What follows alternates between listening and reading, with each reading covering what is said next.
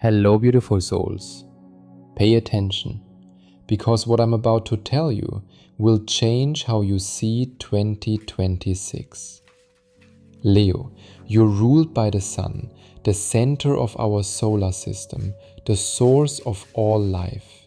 And in 2026, we have solar eclipses that directly impact your sign. The kind that only happen once every 19 years.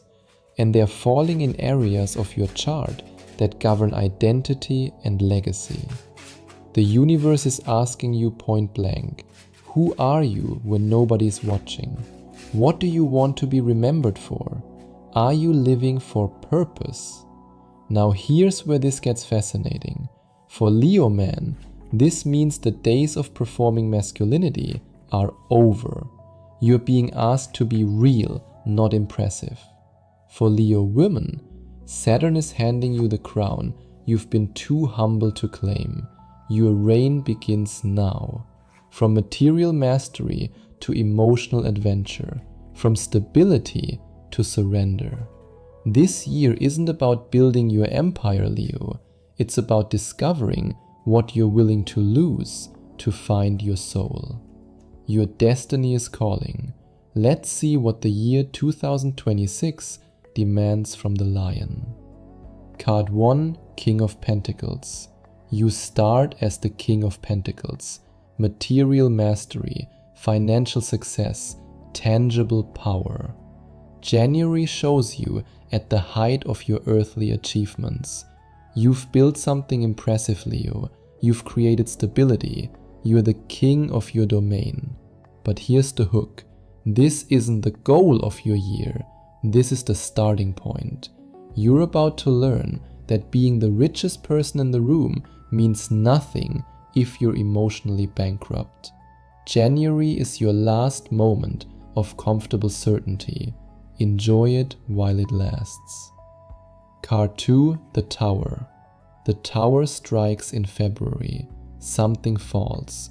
Something you believed was solid crumbles. This could be a job loss, a relationship ending, a reputation shattering, or a belief system collapsing. And Leo, I know this terrifies you, because your identity is wrapped up in being strong, being successful, being the one who has it all together. But what if the tower isn't punishment? What if it's liberation?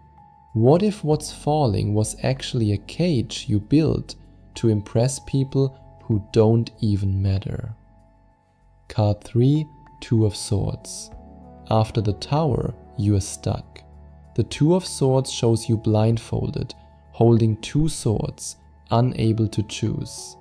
March forces a decision you've been avoiding.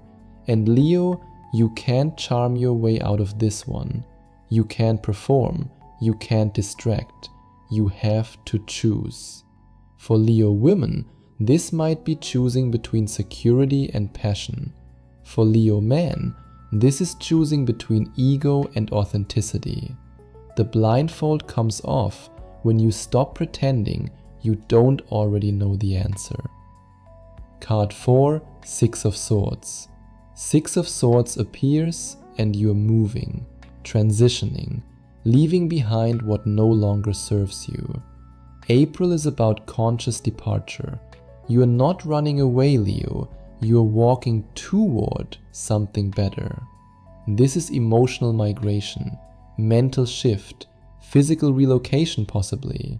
You are crossing from turbulent waters to calmer shores. But you can't take everything with you. What are you willing to leave behind? Card 5, Eight of Cups. Eight of Cups in May, and now you're not just moving, you're walking away from something you invested everything in. This card shows someone turning their back on 8 cups, on achievements, on relationships, on identities, to climb the mountain and find their soul. Leo, this is hard for you. You don't quit, you don't give up, you don't abandon ship. But May asks, what if staying is the real failure? What if walking away is the most courageous thing you've ever done? Card 6, the Lovers. After all that loss, the Lovers appears. June brings choice and connection, a divine partnership, a soul recognition, an alignment between heart and head. This could be romantic love entering your life, or this could be you finally falling in love with your own path. The Lovers asks, are you choosing from love or from fear? Leo women, this is you choosing yourself for once. Leo men, this is you choosing vulnerability over victory. Card 7. Seven of Wands. Seven of Wands appears in July, and you're defending your choices, standing your ground, fighting for what you believe in. People will question you, Leo.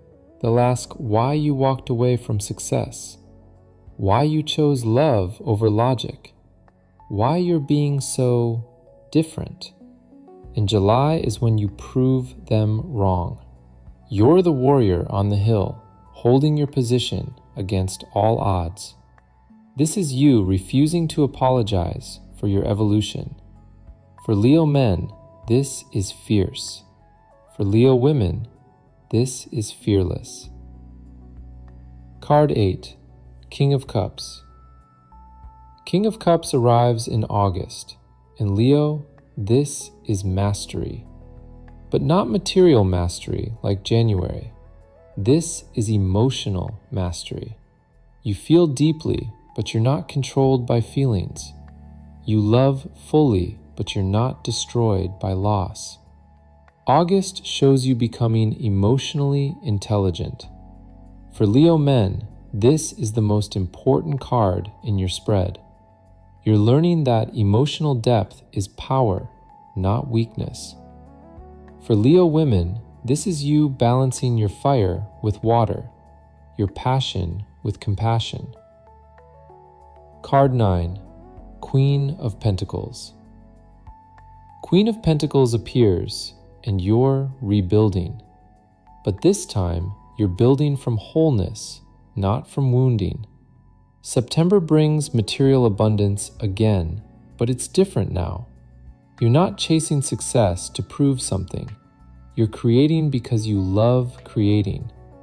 The Queen of Pentacles is nurturing and abundant, practical and spiritual, grounded and generous. For Leo women, this is your throne. For Leo men, this is you honoring the feminine principle of receiving instead of always conquering. Card 10, the High Priestess. The High Priestess appears in October, and everything goes quiet. After all that external action, October asks you to go inward, to trust your intuition, to listen to the whispers you've been ignoring. The High Priestess holds secret knowledge. She sits between the pillars of darkness and light. October reveals truths you weren't ready to see before. For Leo women, this is your power. For Leo men, this is you finally trusting something you can't see, touch, or control. Card 11, the Hanged Man. The Hanged Man in November. In Leo, you're suspended. This card shows someone hanging upside down, seeing the world from a completely different perspective. And they're not struggling, they're surrendering. November asks you to stop, to wait, to see things differently. For Leo, who's all about action and movement, this is torture. But here's the secret. The Hanged Man is experiencing enlightenment through surrender. You don't always have to be the hero, Leo. Sometimes you need to be the student. Card 12, Knight of Cups. You end the year as the Knight of Cups. From King of Pentacles to Knight of Cups. From material mastery to emotional adventure. The Knight of Cups is the romantic, the dreamer, the one who follows their heart wherever it leads. December shows you riding toward your dreams with your heart wide open. You're not calculating anymore. You're not performing. You're not building empires. You're simply feeling, loving, living. For Leo men, this is you finally giving yourself permission to be soft. For Leo women, this is you choosing magic over logic. And for all Leos, this is you discovering that the greatest adventure isn't conquering the world, it's opening your heart. Leo, from King of Pentacles to Knight of Cups, from material success to emotional freedom, from building empires to following your heart. 2026 strips away everything you thought made you valuable and shows you that your true worth has nothing to do with achievements. The Tower destroys your throne. The Eight of Cups makes you walk away. The Hanged Man suspends your ego, and the Knight of Cups sets your soul free. By December, you won't care about being the king anymore. You'll only care about being real. And that, Leo, that's when you become legendary. If this resonated, like, subscribe, and tell me in the comments which card shook you most. This is your year to stop performing and start living. Until next time, beautiful souls, roar less, feel more.